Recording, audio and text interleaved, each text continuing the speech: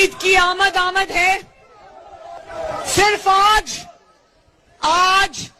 Petrol کی قیمت تاریخ کی 73 سال کی بلند ترین سطح پہ 118 روپے فی لیٹر.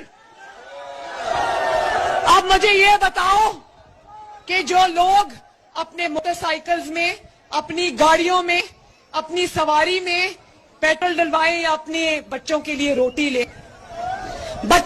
روٹی لیں، تو دوائی کے لیے پیسے نہیں بچتے، دوائی لے تو بچوں کی فیسوں کے لیے پیسے نہیں بچتے. اور دیکھو اب عید کی آمد ہے، آٹا بھی مہنگا، بجلی بھی مہنگی، گیس بھی مہنگی، تیل بھی مہنگا، پیٹرول بھی مہنگا، چینی بھی مہنگی.